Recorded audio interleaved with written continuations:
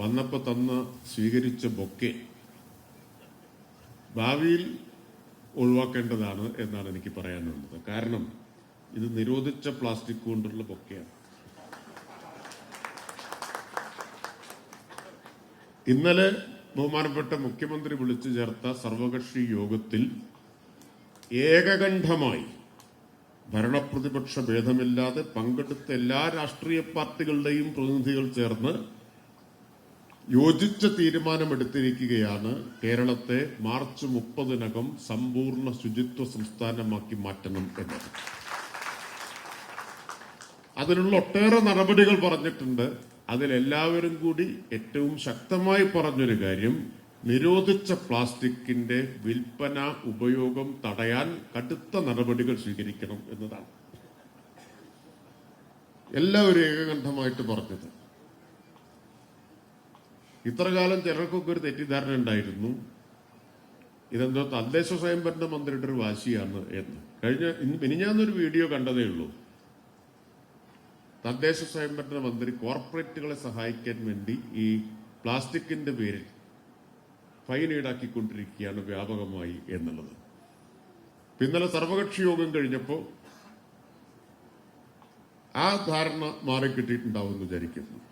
ഒറ്റക്കെട്ടായിട്ട് മുഖ്യമന്ത്രി വെച്ച നിർദ്ദേശത്തെ ബഹുമാനപ്പെട്ട പ്രതിപക്ഷ നേതാവും മറ്റെല്ലാ പാർട്ടി നേതാക്കളും അംഗീകരിച്ചു. അവരെല്ലാം പറഞ്ഞത് 2020 നിരോധിച്ച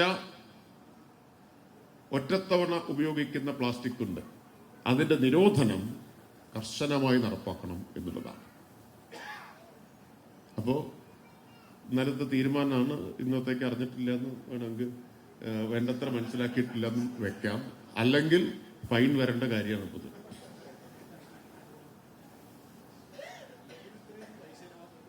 അതിന്റെ ആവശ്യമില്ല. അതെ, അതിന്റെ ആവശ്യമില്ല. അത് ഇവിടെ മാത്രമല്ല, ഇപ്പൊ നമ്മളെല്ലാം വന്ദേ ഭാരത് ട്രെയിനിൽ പലപ്പോഴും യാത്ര ചെയ്തിട്ടുള്ളവരാണ്. വിചിത്രമായിട്ടുള്ളൊരു കാര്യം എന്താ വെച്ചാൽ, അവിടെ കയറുന്ന എല്ലാവർക്കും ഈ നിരോധിച്ച പ്ലാസ്റ്റിക്കിൽ പൊതിഞ്ഞ റോസ് പൂ കൊടുക്കുന്നുണ്ട്. എല്ലാ യാത്രക്കാർക്കും കൊടുക്കുക. ആ റോസാപ്പൂ മാത്രം കൊടുത്താൽ മതി. ഒറ്റ യാത്രയിൽ ഈ വന്ദേ ഭാരത് ട്രെയിൻ ഉൽപ്പാദിപ്പിക്കുന്ന പ്ലാസ്റ്റിക് മാലിന്യം എത്രയാണെന്നാണ് കണക്കാക്കുന്നത്, ഒറ്റ യാത്രയിൽ. അപ്പൊ ഞാനൊരു തെളിവിന് വേണ്ടി ഇന്നലെ ഇത് കൊണ്ടുവന്നപ്പോൾ ഫോട്ടോ എടുത്ത് വെച്ചു. ഈ നിറയെ പ്ലാസ്റ്റിക് പൊതിഞ്ഞ പൂവുമായിട്ട് വന്ദേ ഭാരതിൽ ഇങ്ങനെ വന്ന് നിൽക്കുന്നതിന്റെ. അപ്പൊ അത് കൂട്ടത്തിൽ പറഞ്ഞു എന്ന് മാത്രം. ആ കാര്യത്തിൽ നമ്മളെല്ലാവരും ഒറ്റക്കെട്ടായിട്ട് പ്രവർത്തിക്കേണ്ടതാണ്. മാലിന്യമുക്ത സംസ്ഥാനമാക്കിയിട്ട് കേരളത്തെ മാറ്റാൻ അതിലേറ്റവും പ്രധാനം, ബാക്കി സർക്കാരിന് ചെയ്യേണ്ട കാര്യങ്ങൾ, അതെല്ലാം ഒട്ടേറെ കാര്യങ്ങൾ ഇപ്പൊ ചെയ്തിട്ടുണ്ട്, ധാരാളം കാര്യങ്ങൾ ചെയ്തിട്ടുണ്ട്, നല്ല മാറ്റം വന്നിട്ടുണ്ട്. പക്ഷേ ഏറ്റവും കുറച്ച് മാറ്റം വന്നിട്ടുള്ളൊരു കാര്യം ജനങ്ങളുടെ മനോഭാവത്തിലാണ്. ഇപ്പോ ഇങ്ങോട്ട് വരുമ്പോ വളരെ രസകരമായിട്ടൊരു സംഭാഷണം വാട്സാപ്പിൽ ഒരാൾ അയച്ചു തന്നത് കേൾക്കുന്നുണ്ടായി.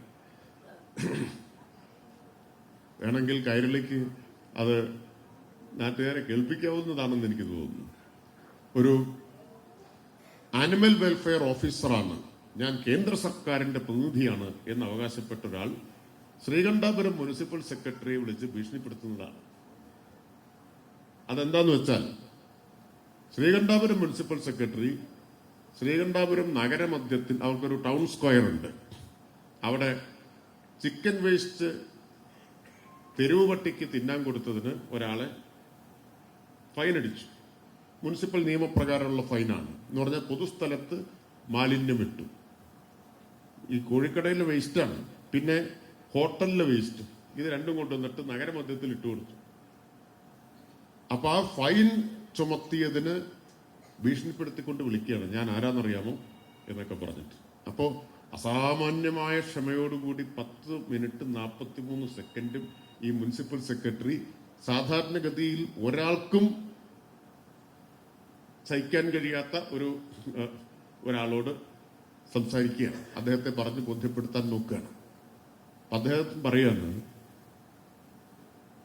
ഈ തെരുവ് നായ്ക്കൾക്ക് മുഴുവൻ ഭക്ഷണം കൊടുക്കേണ്ട മുനിസിപ്പാലിറ്റിയുടെ ഉത്തരവാദിത്തമാണ്. നിങ്ങളത് നിറവേറ്റാത്തോണ്ട് നിങ്ങൾക്കെതിരെ ഞാൻ കേസ് കൊടുക്കും, ഹൈക്കോടതി പോകും.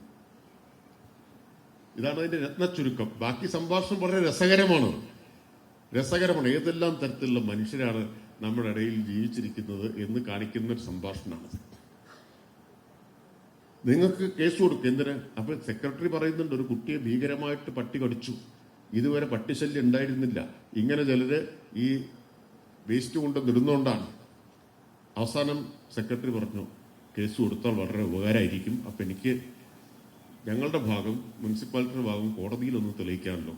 വളരെ ക്ഷമയോടെ സംയമനത്തോടെ അദ്ദേഹം പറയാണ്. ചുരുക്കം ഇതാണ്. ഇപ്പൊ ഞാൻ പറഞ്ഞത് ഈ മനോഭാവത്തിൽ ഇപ്പോഴും മാറ്റം വന്നിട്ടില്ല. ആ മനോഭാവം മാറ്റാൻ കേരളം കൂട്ടായി ഒറ്റക്കെട്ടായി സാക്ഷരതാ യജ്ഞത്തിലൊക്കെ ഇറങ്ങിയതുപോലെ ഇറങ്ങണം എന്നാണ് ഇന്നലെ ബഹുമാനപ്പെട്ട മുഖ്യമന്ത്രിയുടെ നേതൃത്വത്തിൽ തീരുമാനമെടുത്തിട്ടുള്ളത്. അപ്പോൾ ആ തീരുമാനത്തിന്റെ സ്പിരിറ്റ് നമ്മൾ എല്ലാവരും ഉയർത്തിപ്പിടിക്കണം.